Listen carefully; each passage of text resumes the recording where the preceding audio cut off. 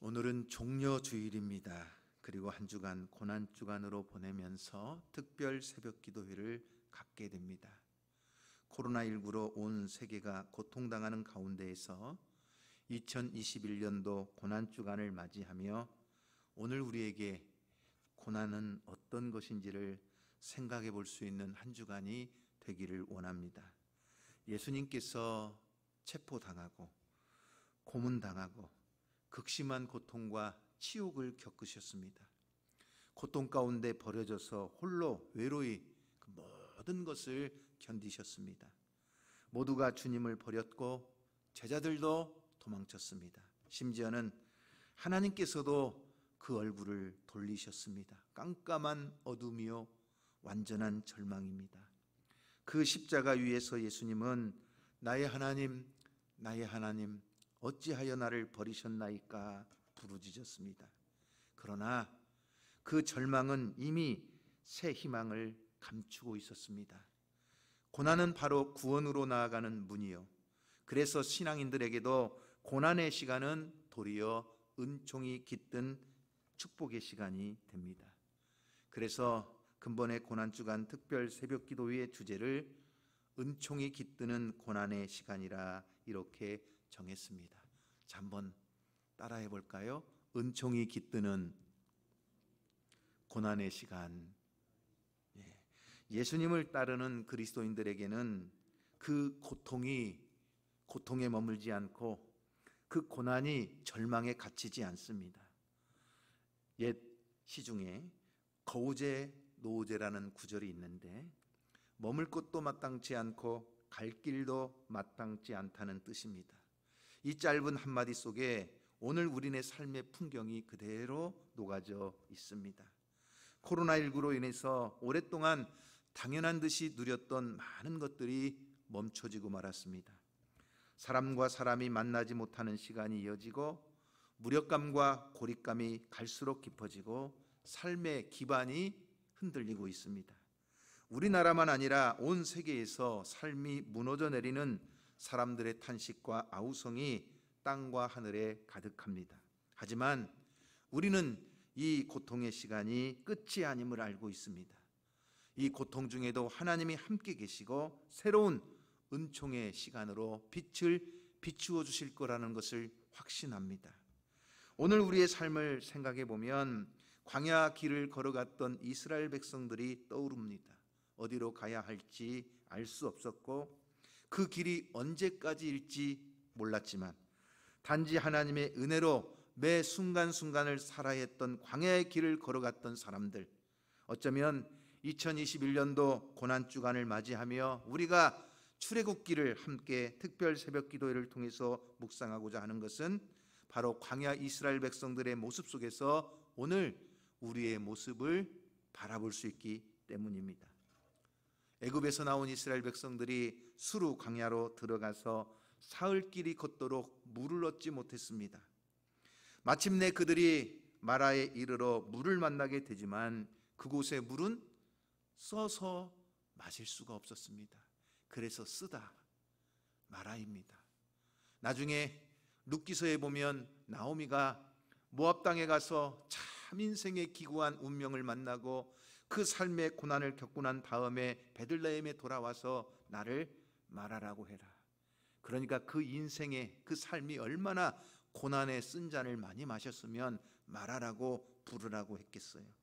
그런데 그렇게 써서 마실 수 없었던 마라의 물에 하나님께서 지시하시는 한 나무를 그 물에 던지니까 그 물이 단물로 변했습니다.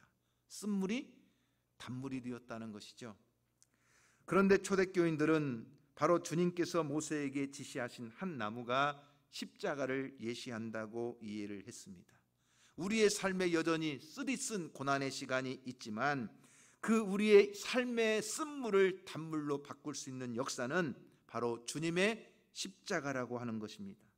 그러므로 오늘 우리가 고난주간을 맞이해서 출애굽기를 통해서 함께 나누는 말씀들은 고난을 겪고 있는 삶의 한복판 가운데 던져지는 예수 그리스도의 십자가, 그 십자가가 우리에게 은총의 시간이 되고 삶의 한복판을 지나며 걸음걸음마다 우리가 눈물을 흘리고 또 삶의 발자국마다 고통의 시간이 있지만 그 고통의 시간을 바꾸어 은혜의 시간으로, 축복의 시간으로 바꾸는 역사가 있기를 간절히 소망합니다. 그러므로 오늘 주님을 따르는 우리들은 믿음의 말과 행동을 통해서 서로에게 위로를 전하고 이 세상에 소망을 선포하는 그러한 고난주간이 되기를 원합니다. 성경을 보면 하나님에 대해서 언급할 때 종종 인간의 모양으로 표현하는 경우가 있습니다. 예를 들면 하나님의 귀, 하나님의 눈, 하나님의 얼굴, 하나님의 손, 이런 사람의 인체 모양으로 하나님을 표현하는 거예요. 왜 이렇게 표현하느냐? 하나님은 우리의 눈으로 볼 수 있는 분이 아니잖아요. 하나님은 영이시니까. 그런데 그 하나님, 우리가 볼 수 없는 그 하나님을 우리가 잘 이해하도록 인간의 어떤 인체를 통해서 설명해주는 하나님의 친절한 배려입니다. 이러한 표현을 가리켜서 신학에서는 엔트로포모시즘이라고 합니다. 신인 동형 동선론이라고 부르는데, 하나님의 눈, 그러면 전지하신 하나님께서 우리를 감찰하시고 지켜주신다는 것을 의미합니다. 하나님의 귀, 그러면 하나님께서 그 자비로우신 하나님께서 우리의 기도와 간구를 귀를 기울여 들으시고 응답하신다는 것을 의미하는 것입니다. 하나님의 얼굴, 그러면 사랑의 하나님께서 그 얼굴을 비추시고 그 얼굴을 향하여 드셔서 우리에게 은혜와 평강을 주시고 복 주시기를 기뻐하신다는 표현입니다. 하나님의 손, 그러면 전능하신 하나님께서 그 능력으로 우리를 도우사 모든 고난과 환난에서 우리를 건져내신다는 것을 표현하는 것입니다. 자, 여러분, 오늘 출애굽기 2장을 보면 하나님의 손이 나옵니다. 한번 잘 찾아보세요. 어디에 나오죠? 성경을 한번 보세요. 하나님의 손이 어디에 나오죠? 몇 절에 나오죠? 부지런히 찾아보세요. 몇 절에 있어요? 이상하다? 없는데? 예, 그렇습니다. 명시적으로 하나님의 손 이렇게 표현되지는 않았지만, 그러나 오늘 우리가 이 말씀을 쭉 읽으면서 깊이 묵상해 보면 정말 모든 과정 모든 순간순간마다 하나님의 손이 함께 하셔서 그 모세를 죽음에서, 고통에서 건져주셨다는 것을 우리는 보게 됩니다. 하지만 실제적으로 하나님의 손에 대해서 표현하는 성경도 군데군데 많이 나옵니다. 특별히 에스라 8장 31절 말씀에 보면 저 페르시아에서 예루살렘으로 귀환하려고 하는 에스라가 그 가는 길이 멀고 가는 길이 위험하니까 하나님 앞에 기도합니다. 금식하면서 기도합니다. 그리고 길을 떠납니다. 그런데 에스라 8장 31절 말씀에 보면 이렇게 나옵니다. 다 같이 한번 읽어볼까요?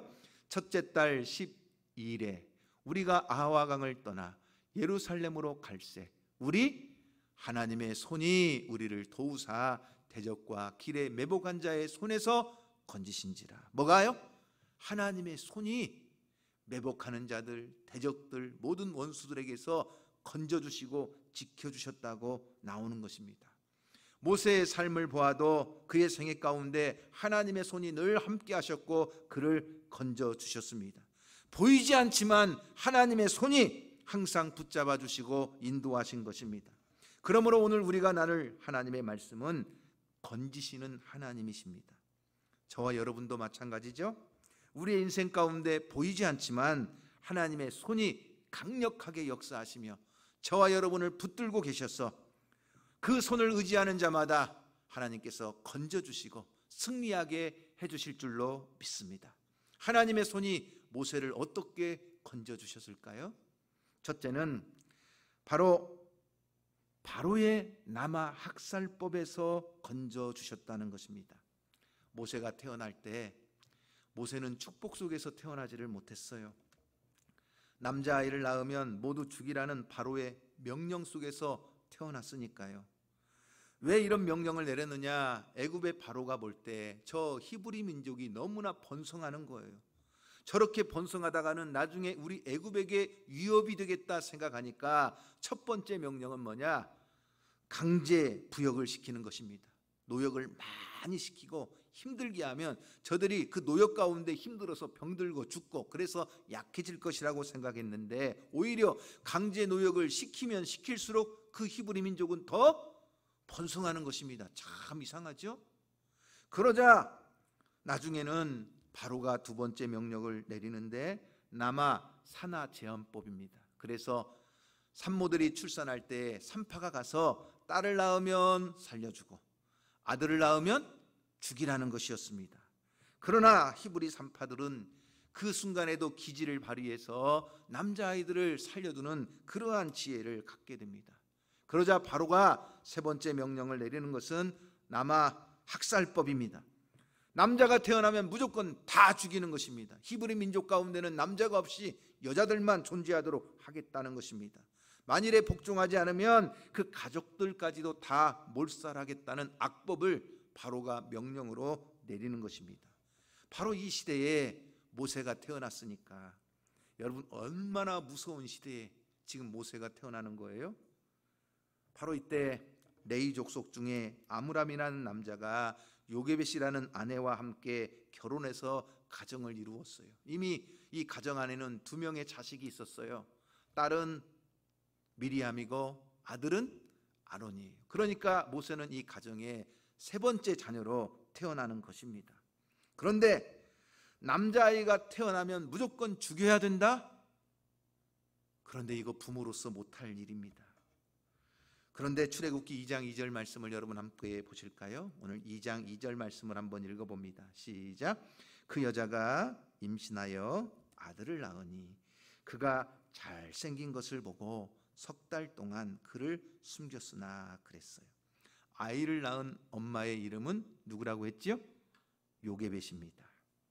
그런데 아이를 낳고 나서 보니까 아이가 어떻게 생겼다는 거예요? 잘생겼다는 거예요. 그래서 석 달 동안을 숨겼다고 했는데 여러분들이 이 말을 오해하시면 안 돼요. 그러면 자식을 낳았는데 자식이 못생겼으면 죽이고 잘생겼으면 살리고 세상에 그런 엄마가 어디 있어요? 그런데 여기에서 잘생겼다 하는 이 말은 히브리 원어로 토부라는 말입니다. 토부라는 말은 잘생겼다는 의미도 가지고 있지만 사랑스럽다 하는 의미를 가지고 있어요. 너무나 좋은 사랑스러운 아이를 보니까 아이가 어때요? 그 마음에 막 그 사랑이 막 넘치는 것입니다. 그 넘치는 사랑 때문에 이 아이를 죽일 수가 없는 것입니다. 그래서 석 달 동안을 숨기면서 그 아이에게 젖을 먹이고 키웠다는 것입니다. 하지만 여러분 아기를 숨겨서 키우는 것만큼 얼마나 어려운 일이 있어요? 그러니 더 이상 석 달이 지나고 나서 보니까 숨길 수가 없었던 것입니다. 그래서 갈등 끝에 이들은 갈대 상자를 만들어서 이제 나일강에 보내게 되는 것입니다. 여기에 하나님의 손이 함께 하시는 것입니다. 여러분 그 석 달이라는 기간, 그 바로왕의 남아 학살법이라는 무서운 법령, 그 살벌한 시대 속에서도 하나님의 손이 이 가정에 함께 하셔서 그 모세를 악법으로부터 지켜주시고 그 생명을 건져주신 줄로 믿으시기를 바랍니다. 바로 하나님은 우리의 삶에 이와 같이 역사하시는 것입니다. 사무엘상 7장에도 보면 이와 같이 보호하시는 하나님의 손이 나옵니다. 블레셋이 이스라엘을 막 괴롭히던 시대에 사무엘이 사사로 등장을 하면서 미스바 성회를 개최합니다. 거기에서 회개 운동을 합니다. 금식을 합니다. 그런데 블레셋 군대가 막 쳐들어오고 공격을 하는 거예요.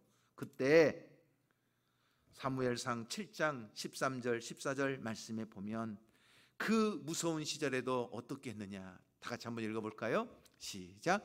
이에 블레셋 사람들이 굴복하여 다시는 이스라엘 지역 안에 들어오지 못하였으며 여호와의 손이 사무엘이 사는 날 동안에 블레셋 사람을 막아주셨다는 것입니다. 할렐루야.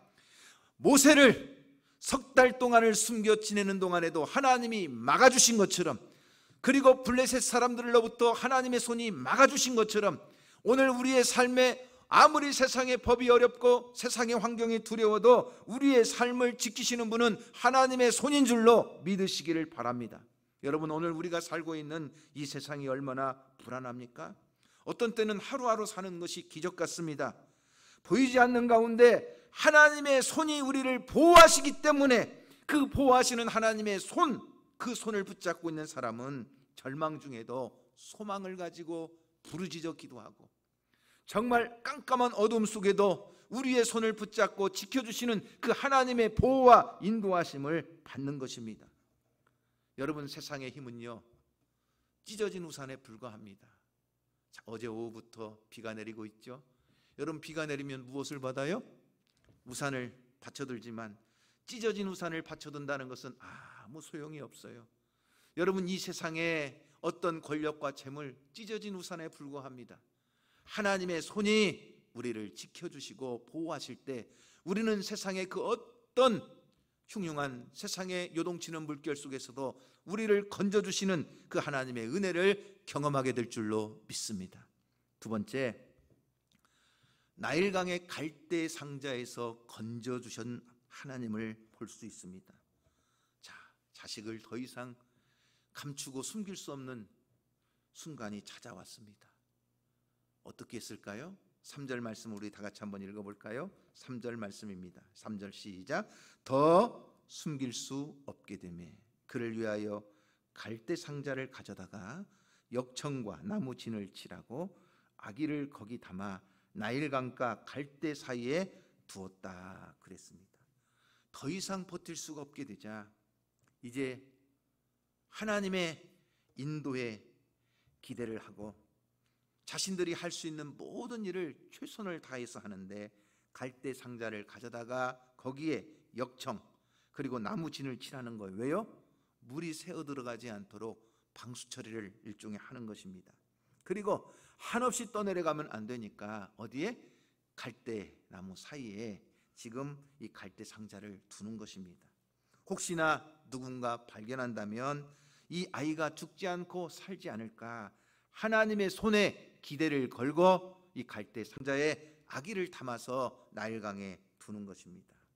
여러분, 그 갈대 상자에서 손을 떼는 엄마 요게벳의 마음이 어땠을까요? 차마 그 손이 떼어지지를 않았을 것입니다. 그 손이 부들부들 떨렸을 것입니다. 하지만 갈대 사이에 그 상자를 넣고 그 손을 떼는 이 엄마 요게벳의 마음은, 내 손은 이 갈대 상자에서 떨어져도 하나님의 손이 이 갈대 상자를 붙잡기를 소망하고 기도했을 것입니다. 세상에서 가장 소중한 것을 누구의 손에? 하나님의 손에 맡기는 것입니다. 엄마의 손, 내 손이 아니라 내 손은 갈대 상자에서 떼어지지만 하나님의 손이 이 갈대 상자를 붙잡고 이 갈대 상자를 지키시기를 하나님의 손에 맡기는 순간입니다. 그런데 그 후에 어떤 일이 일어났을까요? 자, 여러분 5절 6절 말씀을 이제 한번 읽어보겠습니다. 5절 6절 시작. 바로의 딸이 목욕하러 나일강으로 내려오고 시녀들은 나일강가를 거닐 때에 그가 갈대 사이의 상자를 보고 시녀를 보내어 가져다가 열고 아기를 보니 아기가 오는지라. 그가 그를 불쌍히 여겨 이르되 이는 히브리 사람의 아기로다 그랬어요. 자, 여기에 바로의 딸이 나일강에 목욕하러 내려왔다고 했는데 이것은 단순한 목욕이 아닙니다. 왜냐하면 여러분, 몸을 씻고 목욕하는 거 바로의 딸 정도 되면 왕궁에서도 얼마든지 시녀를 통해서 할 수 있는 일입니다. 굳이 여인이 왜 나일강까지 와서 목욕을 합니까? 이것은 나일강의 신에게 제사를 지내는 하나의 예식이었습니다. 태양신을 섬기던 그 애굽 사람들은 자기들이 신이 베풀어주는 거룩한 은총을 입기 위해서 나일강에서 몸을 씻으며 일종의 제사 예식을 하는 것입니다. 그 엄숙한 순간에 바로의 딸의 눈에 바로 갈대 숲속에 있는 상자가 눈에 띄었다는 것입니다. 이 공주는, 이 바로의 딸은 누구냐? 우리가 역사적으로 보면 이 바로의 딸은 원래 애굽의 왕이 될 수 있는 사람이었지만 자기의 남편 투트모스 2세에게 왕위를 양도했습니다. 그리고 이 둘 사이에는 딸이 하나 있었는데 어려서 죽고 더 이상 아들을 낳지 못하고 고민하고 있었습니다. 그러니 지금 나일강에 와서 목욕을 한다는 것은 어쩌면 자기들이 섬기는 신에게 기도하면서 목욕을 하고 정말 아기를 낳게 해달라는 어떤 의식을 행하고 있었을지도 모릅니다. 그리고 이 공주가 갈대 상자를 가져오게 하고 열었을 때 한 남자아이가 울고 있었는데 그 아이를 딱 보는 순간 이 아이는 히브리인의 아이라는 것을 알았습니다. 여러분, 갈등하지 않았겠어요? 여러분, 오늘 6절 말씀에 보면 분명히 나옵니다. 이는 히브리 사람의 아기로다. 그러면 어떻게 해야 되죠? 국법대로 죽여야 됩니다. 당연히 바로의 명령으로 버려진 이 아이를 그냥 나일강에 떠내려 보내고 악어의 밥이 되든지 그냥 물에 빠져 죽어서 물고기 밥이 되든지 모른 채 해야 할 것입니다. 그런데 그 아이를 보는 순간 이 바로의 딸의 마음속에 그 아이를 불쌍히 여기는 마음이 생기기 시작하는 것입니다. 울고 있는 아이를 보면서 그 마음에 불붙듯이 일어나는 측은지심이 막 생기는 것입니다. 그러니 바로의 딸 정도 되니까 국법을 초월해서 그 아이를 데려다가 키우기로 작정을 하는 것입니다. 여러분, 누가 이 바로의 딸의 마음에 그 불쌍히 여기는 마음, 이 아이를 데려다가 키워야 되겠다, 지금 히브리 사람의 아이인 것을 알면서도 데려다 키우기로 작정하는 그 마음에 누가 역사하시는 것입니까? 하나님이 역사하시는 것이요, 하나님의 놀라운 섭리이자 인도였다는 것입니다. 이때 바로 누가 등장하느냐? 이 모세의 누이였던 미리암이 등장을 합니다. 바로의 딸 앞에 용감히 나서게 되고, 그리고 그 바로의 딸에게 이렇게 이야기합니다. 히브리 여인 가운데서 아기에게 젖을 먹일 유모를 데려다가 드릴까요? 야, 여러분, 이런 당돌한 질문이 어디 있어요? 겁도 없지요? 감히 누구 앞에서? 그런데 갑자기 나타난 히브리 이 여자아이의 말을 무시하거나 노여워하지 않고 오히려 이 공주는 그를 가엾게 여기고 가서 데려오라는 것입니다. 그래서 8절 말씀을 한번 읽어보겠습니다. 자, 8절 말씀, 자, 시작. 바로의 딸이 그에게 이르되 가라 하매 그 소녀가 가서 그 아기의 어머니를 불러온다. 지금 히브리 사람 유모를 한 명 데리고 와서 이 아이에게 젖을 먹이겠다는데 실제적으로 누구를 데려와요? 친엄마를 데리고 오는 것입니다. 세상에 이런 일이, 요즘 같으면 세상에 이런 일이 나와야 돼요. 이거 다 핏감이에요. 하나님께서 이렇게 모세를 지켜주시는 것입니다. 그 갈대 상자의 안에 담겨진 아이가 강물에 빠지지 않도록, 악어가 아기를 삼키지 못하도록, 심지어는 히브리 사람의 아이라는 것을 알면서도 그 바로의 딸의 마음에 불쌍히 여기는 마음을 주고 그 아이를 데려다 키우도록 모든 것에 역사하시는 것이 바로 하나님의 손이었습니다. 그래서 나일강에 버려졌던 이 아이가 하나님의 손에서 건짐을 받고 엄마의 품으로 돌아와서 모유보다 귀한 영혼의 젖을 먹게 됩니다. 여러분, 성경에는 이런 하나님의 손길이 너무나 많이 나옵니다. 다윗의 시편을 보면 그 다윗이 그의 삶 가운데 체험한 하나님의 손길을 노래하는데 시편 139편 9절 10절 말씀에서 이렇게 고백하고 있습니다. 한번 볼까요? 시작. 내가 새벽 날개를 치며 어디로? 바다 끝에 가서 거기 거주할지라도, 그 다음에 거기서도 주의 손이 나를 인도하시며 주의 오른손이 나를 붙드시리로다. 어디로 가도, 저 바다 끝에 가도 하나님의 손은 나를 붙드시고 나를 건져내신다는 거예요. 하나님의 손이 짧아서 우리를 건져내지 못하시는 일이 없습니다. 하나님은 우리가 어디에 있든지 하나님의 손은 우리를 건져내시고 우리를 붙잡아 주시는 은혜의 손인 줄로 믿으시기를 바랍니다. 저 애굽의 나일강에서 갈대 상자에 버려진 그 어린아이를 하나님이 역사하셔서 그 손으로 바로의 마음을 감동하시고 건져내신 것처럼 오늘 우리의 삶의 순간순간마다 하나님의 손이 역사하셔서 우리를 건져주시는 은혜가 함께하기를 주님의 이름으로 축원합니다. 세 번째는 애굽의 노예 생활에서 건져주셨다는 것입니다. 왜 모세를 하나님이 준비하셨어요? 왜 모세를 바로의 남아 학살법으로부터 저 나일강의 갈대 상자에서 건져주신 이유가 뭐죠? 가장 귀한 것은 하나님께서 애굽에서 노예 생활하며 탄식하고 부르짖는 그 백성들의 소리를 들으시고 그들을 그 애굽에서 건져내시기 위하여 먼저 모세를 건져내시고 그 모세를 통해서 이스라엘 백성을 건져내기를 원하시는 것입니다. 그래서 이 갈대 상자에 버려졌던 아이, 바로의 손에서 건진받은 이 아이의 이름이 뭐냐? 모세예요. 모세. 여러분, 모세의 뜻이 뭐죠? 자, 2장 10절 말씀을 한번 보겠습니다.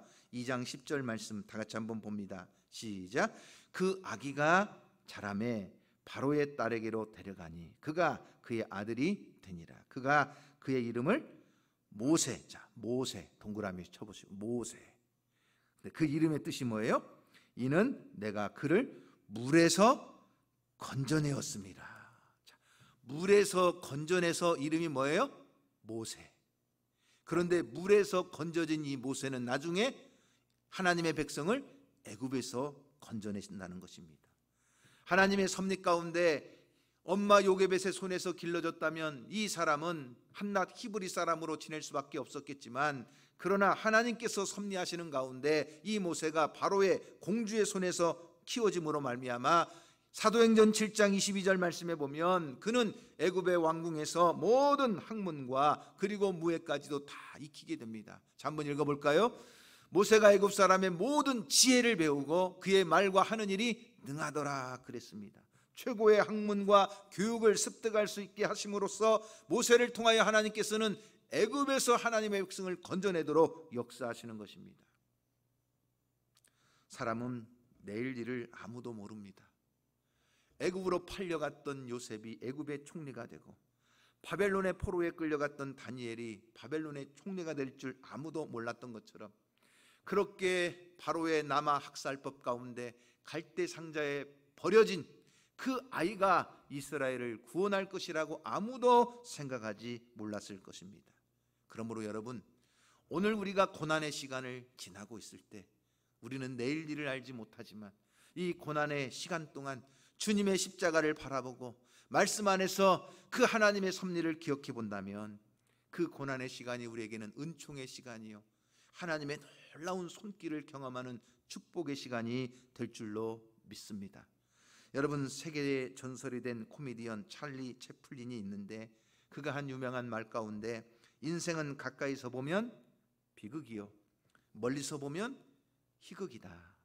그러므로 나는 멀리 보려고 노력한다 하는 이야기를 했습니다. 다시 말하면 가까이서 보면 비극처럼 보이지만 멀리 내다보면 희극이 되는 것처럼 오늘 우리가 정말 가까이서 보면 내가 하는 것 같지만 멀리 내다보면 그 우리의 삶 가운데 뭐가 계시다는 거예요? 하나님, 보이지 않는 하나님의 손이 함께 한다는 거예요. 그래서 멸망과 저 구덩이에서 우리를 건져주십니다. 아무리 큰 고난이 찾아온다고 해도 주님의 손이 닿지 못하는 곳이 없습니다. 하나님에게는 먼 곳이 없어요. 하나님에게는 깊은 곳이 없어요. 아무리 깊은 절망의 구덩이에 빠져도 그곳에서 우리를 건져주시는 하나님의 손, 우리가 저 바다 끝에 거할지라도 그곳까지 찾아오셔서 우리를 건져내시는 하나님의 손이 우리와 함께 하시는 줄로 믿으시기를 바랍니다. 그러므로 건진받은 모세가 다시 이스라엘 백성들을 건져내는 것처럼 오늘 우리도 내가 하나님의 은혜로 말미암아 예수 그리스도의 십자가의 보혈로 죄와 사망에서 건진받았다면 우리도 누군가를 다시 건져내기 위하여 주의 복음을 전하며 그 십자가의 사랑을 가지고 섬기며 그리고 한 영혼 한 생명을 위하여 기도하면서 그 생명을 건져내도록 우리는 또한 사명의 삶을 살아야 될 줄로 믿습니다. 여러분, 세계에서 가장 작은 새가 있어요. 그 새가 뭘까요? 벌새입니다. 세계에서 가장 큰 새가 있어요. 그 새가 뭘까요? 알바트로스입니다. 그런데 이 벌새와 알바트로스를 비교해 놓은 글을 제가 보았어요. 벌새가 있는데 이 벌새는 길이가 6cm밖에 되지 않아요. 그런데 이 벌새는 날기 위해서 1초에 50회 내지 70회 정신없이 날갯짓을 합니다. 이것은 고속 카메라로 찍어도 잘 잡아내지 못하는 속도라고 합니다. 그렇게 죽어라고 1초에 몇 번? 50회 내지 60회 막 날갯짓을 하며 나는 거예요. 그렇게 날갯짓을 하다가 벌새는 4년 만에 죽어요. 그런데 여러분, 알바트로스라는 새가 있어요. 가장 큰 새죠. 이 새는 크기가 90cm인데 날개를 쫙 펴면 3.5m가 됩니다. 그런데 이 새는요, 폭풍을 좋아합니다. 바람이 강하게 불수록 하늘을 나는 걸 좋아한다고 그래요. 그래서 바람이 강하게 불면 그 바람을 타고 하늘을 날아오르는데 날갯짓을 하지를 않아요. 90%는 바람을 이용하고 그저 날갯짓은 고작 1%밖에 하지 않아요. 거의 날갯짓을 하지 않고 바람에 자기의 몸을 맡기고 그렇게 쉽게 멀리 높이 날아오른다는 것입니다. 그래서 이 바람에 자신을 맡기고 우아한 자태로 날갯짓을 하는 이 알바트로스를 중국에서는 신천홍이라고 부릅니다. 하늘을 믿고 나는 노인이라는 뜻입니다. 우리의 신앙생활은 벌새처럼 자기 힘으로 막 자기 노로 그렇게 쉬도 않고 날갯짓하며 사는 인생이 아니라 모든 것을 하나님께 다 맡기는 것입니다. 믿음의 날개를 펴고 고난의 광풍이 불어와도 그 광풍에 나 자신을 맡기고 하나님의 인도하심을 받을 때 우리를 그 폭풍 가운데서 건져주시고 흑암 가운데서 건져주시는 하나님의 손길을 경험하게 되는 것입니다. 여러분 손에 있는 문제를 하나님의 손에 옮겨드리시기를 주님의 이름으로 축복합니다. 모세가 건짐받기 위해서는 엄마 요게벳이 그 갈대 상자에서 자신의 손을 떼는 순간 하나님의 손이 그 갈대 상자를 붙잡아 주신 것처럼 내가 붙잡고 있는 그 수많은 문제들 믿음으로 그 손을 뗄 때 하나님께 맡겨버릴 때 하나님의 손이 그 내 삶의 문제를 붙잡아 주시고 우리를 건져 주시는 것입니다. 금번 고난주간을 통해서 한 주간 이 출애굽기의 내용을 가지고 우리가 특별 새벽 기도회를 통해서 고난의 시간 동안 하나님의 은총을 깊이 체험할 수 있는 저와 여러분이 될 수 있기를 주님의 이름으로 축복합니다.